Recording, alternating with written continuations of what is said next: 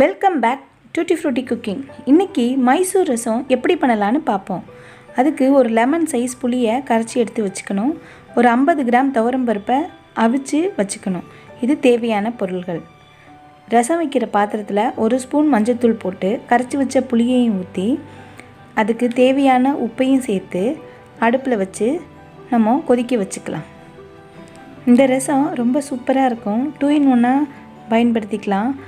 சாப்பாட்டுக்கு ரசத்தை எடுத்துகிட்டு டின்னருக்கு அந்த அடியில் இருக்கிற பருப்பை நம்ம சாம்பார் மாதிரியும் எடுத்துக்கலாம். ரொம்ப டேஸ்ட்டாக இருக்கும். இப்போ அந்த ரசத்துக்கு கொஞ்சம் ஜாமான் வறுத்து பவுட்ரு பண்ணணும். ஒரு பேனில் 1 இன்ச்சு பெருங்காயத்தை பொரித்து எடுத்துக்கலாம். அதுக்கப்புறம் எடுத்து வச்சுருக்க கடலைப்பருப்பு, தனியா, காஞ்ச மிளகாய், ஒரு 10 மிளகு சேர்த்துக்கணும். இப்போ இதெல்லாம் நல்லா வறுத்துக்கணும். நல்லா வறுத்ததுக்கப்புறம் 2 ஸ்பூன் தேங்காவையும் போட்டு லேசாக 2 மிக்ஸ் பண்ணதும் ஸ்டவ்வை ஆஃப் பண்ணிடணும். அந்த பேனில் இருக்கிற சூட்லேயே அந்த தேங்காய் அதெல்லாம் நல்லா வறுத்து எடுத்துக்கணும். அதுக்கப்புறம் ஒரு பிளேட்டில் கொட்டி ஆற வச்சுக்கணும். இது ஆறுனதும் மிக்சர் ஜாரில் போட்டு லேசாக கொரன்னு பவுட்ரு பண்ணி எடுத்துக்கணும்.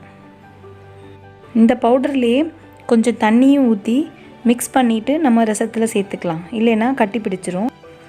இப்போ புளி தண்ணி கொதிச்சு இருக்குது. இதோட அவிச்சு வச்சுருந்த பருப்பை சேர்த்துக்கணும். பருப்பை ரொம்ப மசியாண்டாம், அது எப்படி வெந்திருக்கோ அப்படியே சேர்த்துக்கலாம். அதுக்கப்புறம் நம்ம மிக்சர் ஜாரில் அரைச்சி தண்ணி சேர்த்து வச்சுருக்க கலவையும் அதில் ஊற்றிட்டு எவ்வளோ உங்களுக்கு ரசம் வேணுமோ அதுக்கு தக்கன தண்ணி சேர்த்துக்குங்க. உப்பு பார்த்துக்குங்க. இந்த ரசத்தை நம்ம ரசம் மாதிரி அப்படியே விட்டுறக்கூடாது. இதை கொஞ்சம் மிக்ஸ் பண்ணி கொடுக்கணும். ஏன்னா இது ஃபுல்லாக பருப்பு இருக்கும், அடியில் அடி பிடிச்சிடக்கூடாது. அதனால் அது கொஞ்சம் சூடாகிறது வரையும் கொஞ்சம் மிக்ஸ் பண்ணி கொடுங்க. ரசம் நல்லா பொங்கி வரும்போது கரண்டி எடுத்துடலாம். இப்போ ஒரு கொதி வந்ததும் நம்ம ஸ்டவ் ஆஃப் பண்ணிவிட்டு மூடி போட்டு வச்சிடலாம். இப்போ இதுக்கு ஒரு தாளிப்பு கொடுத்துடலாம். 1 ஸ்பூன் நெய் எடுத்துப்போம்.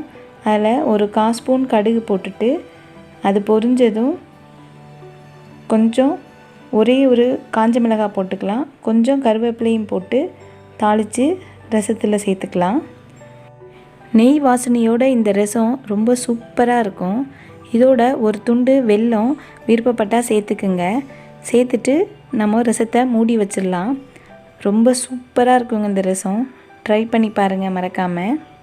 ஒரு 5 நிமிஷம் ஆயிடுச்சு. அதுக்கப்புறம் ஃப்ரெஷ் கொத்தமல்லி இருந்துச்சுன்னா அது கொஞ்சம் போட்டுட்டு நல்லா மிக்ஸ் பண்ணலாம். நம்ம மைசூர் ரசம் இப்போ சூப்பராக ரெடி ஆகிடுச்சு. இதை லஞ்சுக்கு சாப்பாடோடு சாப்பிட்டுக்கலாம்.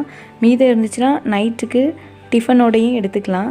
ரொம்ப டேஸ்ட்டாக இருக்கும். இந்த வீடியோ பிடிச்சிருந்தால் லைக் பண்ணுங்கள், ஷேர் பண்ணுங்கள், சப்ஸ்கிரைப் பண்ணுங்கள். மறக்காமல் bell icon, all icon click பண்ணுங்கள், கமெண்ட் பண்ணுங்கள். தேங்க்ஸ் ஃபார் வாட்சிங்.